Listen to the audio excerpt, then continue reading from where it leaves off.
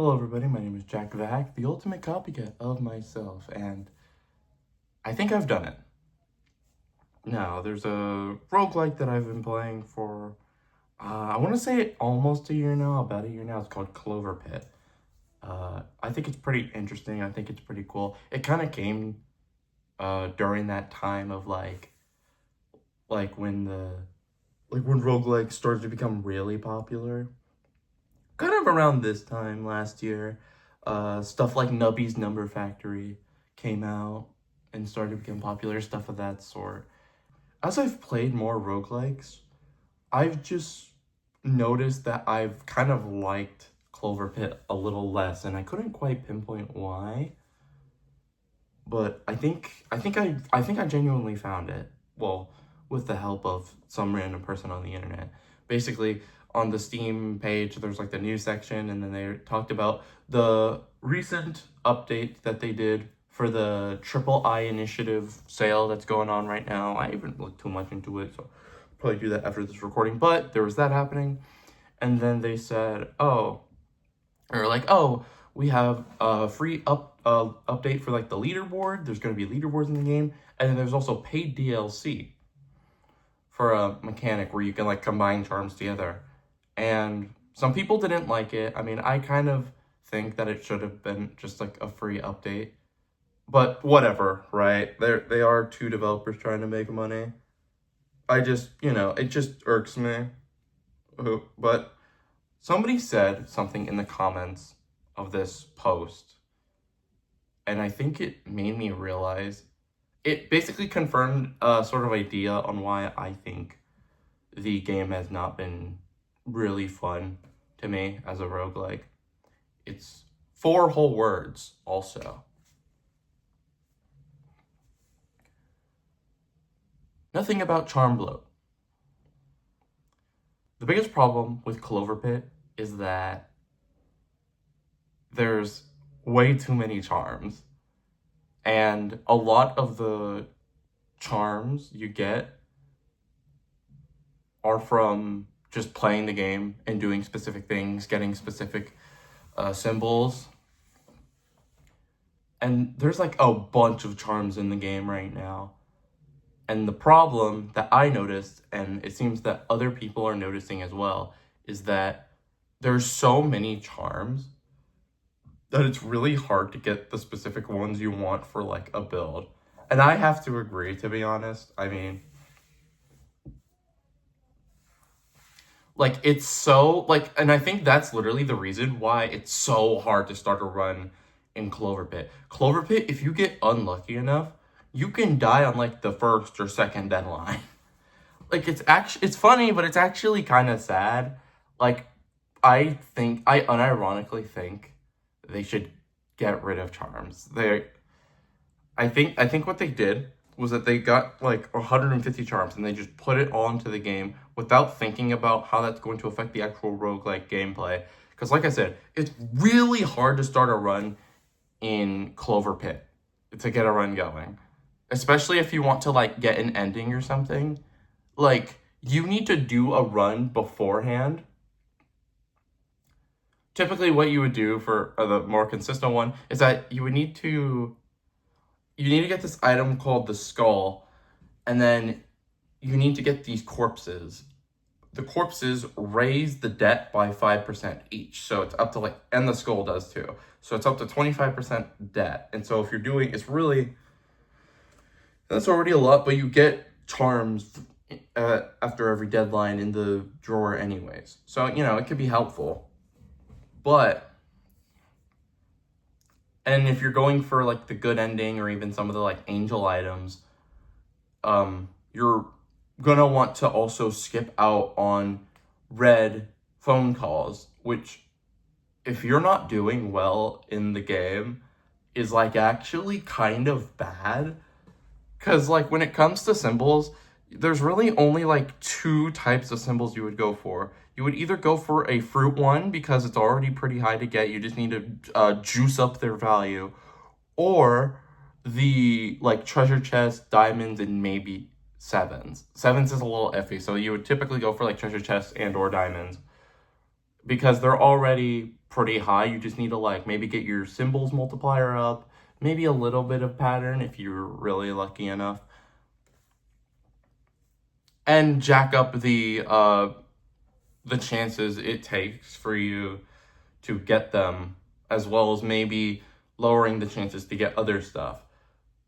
Clovers and bells, funnily enough, are like actually useless. At least sevens are like a lot. And you can like triple the value of seven. You can double like the amount, the thing. You can basically raise the likelihood to get like an like you know the symbol, right? But clovers and bells are actually so useless, especially because some of the items for them don't even come until like you play a considerable portion of the game. And I just don't think that's like cool. I think a good roguelike should be where any build you make is applicable. It's the same problem I have with Brawl Stars with how they make their brawlers, with how Supercell makes their brawlers, where like the brawler will have like sometimes you have, once every blue moon you have an amazing brawler whose build you can actually like work with, like Globert's stuff you can definitely use. Leon, that's a good one. But then you have people like Dynamite or like Ali or there's another, or like Lily, or they're kind of one build brawlers where you would only run a build for gadget and or star power, which is not a good way to make the characters. I feel like when you're making a game that has multiple builds in any sort of regard, I feel like you would probably want to have it to where the players can actually have some agency and not be like, well, the Vanish gadget is literally the best gadget and Repo is literally useless, so I have to go with the first gadget. Like, that's really stupid to me. And I don't like that that's the fact with Clovers and Bells. It's really hard to make a Clovers and Bells run. Like, period, full stop. Like, it's really hard to make a full-on Clovers and Bells run. It's, like, there's literally, like when you first pick up the game, you're almost never going to be going for Clovers and Bells. You're most likely going to go for lemons and cherries, which is fine. There's a lot of good items. Like, there's an item that there's an item called Fruit Salad, I believe, where, by the way, for those who don't know, Clover Pit is a roguelike that involves a slot machine. So you like crank it like that Soldier Boy, and the symbols come down. So there's an item where you can give the lemons and cherries the repetition modifier, meaning when you get a pattern with them, then the pattern goes again, which is pretty good. But it's lemons and cherries, But it's really good if you're going for a lemons and cherries run. But Clovers and Bells, while there's stuff that are kind of like that, it is so few and far between. And like I said, with the whole charm bloat, it just makes it in a slog to get a run going. Like, right? Like, I'm almost, like, done 100%ing the game, but it's really hard to. It's just really hard to do that when you're not even able to. When you basically have, like, zero agency on what build you could make. It's just a little sad, man. And I agree with that comment, to be honest. Like, I think the charm bloat in the game is so bad.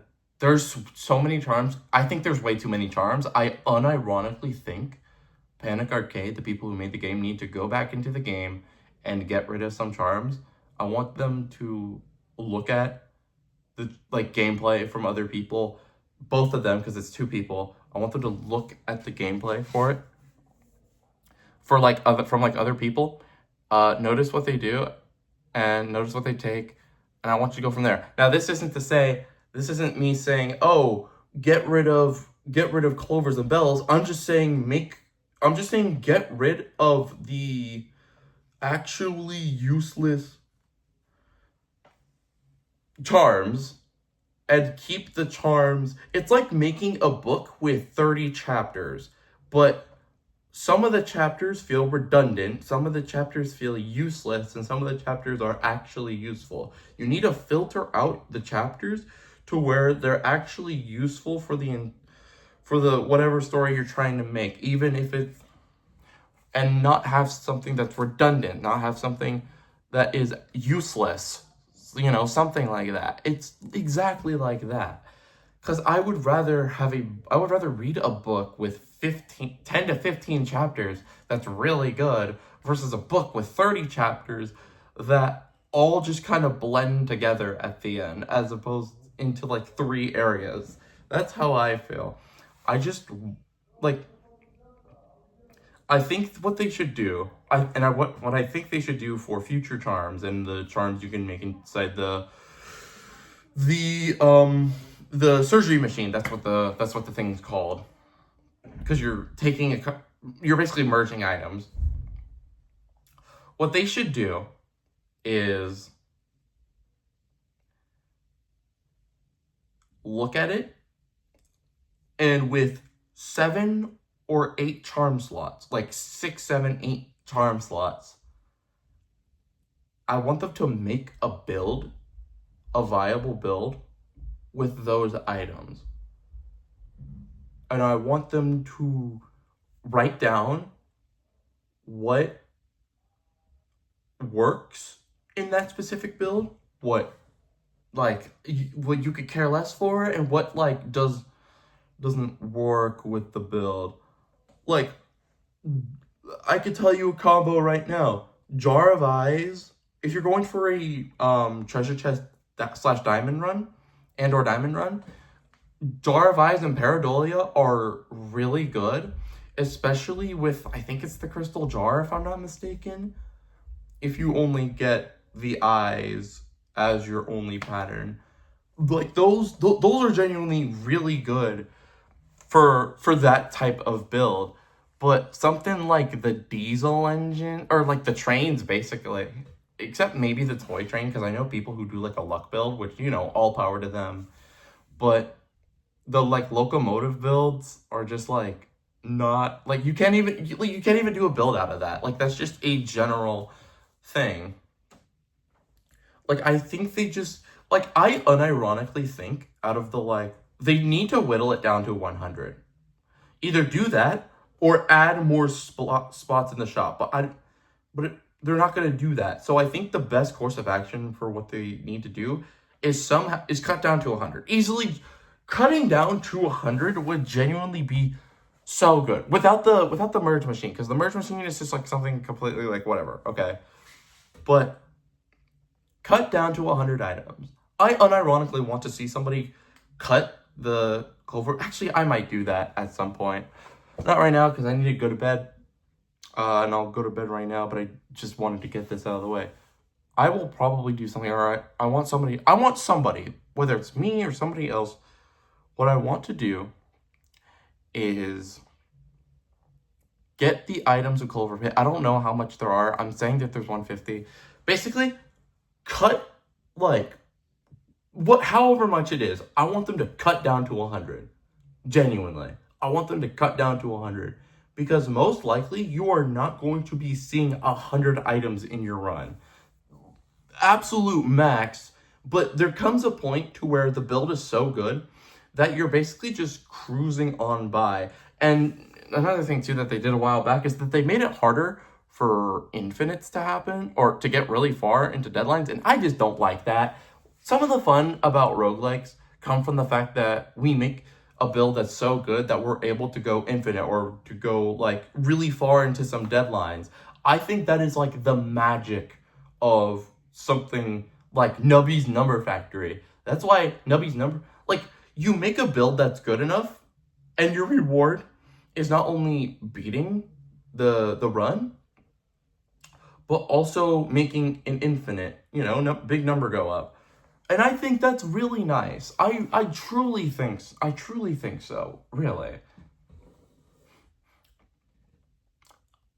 So them making it harder is literally them in my eyes, it's Panic Arcade telling their fans, we do not want you to play this game. We want you to play this run and then lose the run. Like, I get not doing it all the time, but like I said, with how much charm bloat there is in this game, with how much charms that are in this game, it is like really, like, to even get an infinite, like, I always see infinites for, like, or, like, big numbers for, like, Balatro. I always see it for, like, Nubbies. I see it for, like, Slay the Spire, whatever. I see it for Dice a Million. I've been seeing it for Dice a Million. I've been seeing some pretty big numbers in Menhorarium, or it's now called Deadly Dice Menhorarium. I'm still going to call it Menhorarium, though. Like, in a lot of roguelikes, that's pretty much how it is. Like, it's a reward for your deck. It's pretty much a reward for your deck building skills. It's like playing a trading card game, and you make this deck, and this deck is so... And you, like, make a deck that's so good that you're able to win with the deck. Like, I feel like that's a nice payoff. Imagine if you made a deck, and you... But there's, like, a bunch of, like, cards that you can put into the deck. And then the game's like, okay, well, we're just going to stop you, like, right before you win. Like, that's really stupid, is it not? Like, I'm not saying people should go infinite all the time. I'm saying they should be rewarded for their deck building skills. That is what I think. I think it'd be... I don't know, it's just a nice reward for, like, getting so far into the game, especially in, like I said, something like Clover Pit, where it's really hard to even get started into the game. But yeah, that's all I had to say. I just kind of, I mean, I like the DLC, I just don't like that I had to pay for it, even if it is $2. It's literally pieces of gameplay locked behind a paywall, and I'm a little iffy on that. Although there is a rat coin thing, and even though I'm not the biggest fan of rat coin, I certainly respect it. And so that's cool. I think it's published by the same people, but I could be wrong. So, go check yourself. Go check out Clover Pit also. It's actually a really cool game. But yeah, that's really about it. Thank you guys for watching this video, and remember, Doomsday is approaching. Did I do that right? Nah, it's this. Doomsday is approaching. But yeah, that's gonna be it, you guys. Yeah. Thank you for watching, and remember, Doomsday is approaching.